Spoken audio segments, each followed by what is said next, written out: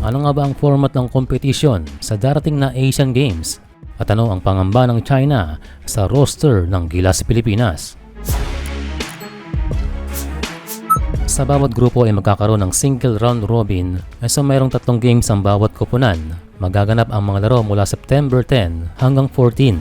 After the group phase, papasok sa quarterfinals ang top 2 teams sa bawat grupo. At ito ay sasamahan ng 2 best third placer teams across the 3 groups. And so mayroong group na hindi papasok ang kanilang third place. And so maaaring pagganahin dyan ng point system para makasama ang 2 huling team na bubuo sa 8 nations quarterfinals.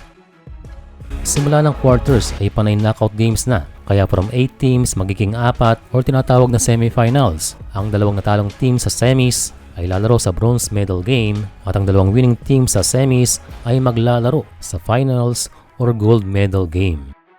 So importante ang bawat laro sa Gilas Pilipinas. Mas mainam na maging top 2 sa Group A para siguradong makapasok sa knockout games from quarterfinals hanggang sa inaasam na another gold medal finish.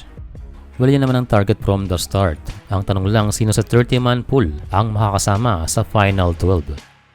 Again tayo ay nasa Group A kasama ang China, Bahrain at Kazakhstan. Pero iba ngayon dahil China agad ang ating makakaharap. And as usual, lagi nating hinahanap ang komento ng Great Wall para sa ating national team.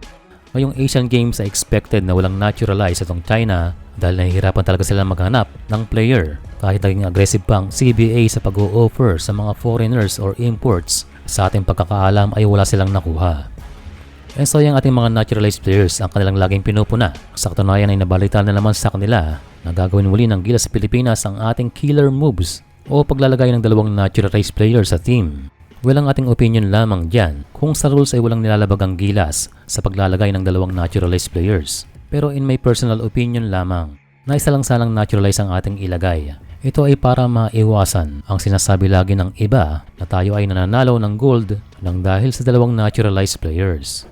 Isa sa magandang halimbawa ay ang host na Japan. Kung titignan ng kanilang roster, kahit Team B ang kanilang ilalaro, hindi nila tinake advantage ang pagiging host para maglagay ng 2 or higit pang naturalize sa kanilang team.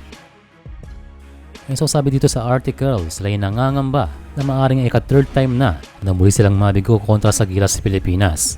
Ang sabi sa article, if they were to field 2 naturalized players, both Wright and Brownlee, the Chinese men's basketball team could very well be swept by the Philippines 3 times. Kaya hoping ang China na kanilang mailatag ang kanilang best players this Asian Games. Hindi naman direktang sinabi ng China na tayo ay madaya, pero kung gusto natin ng fair game ay 1 naturalist lang tayo. Pero very well expected na katulad noong last Asian Games, pareho pa ring setup ang gagawin ng Gilas Pilipinas.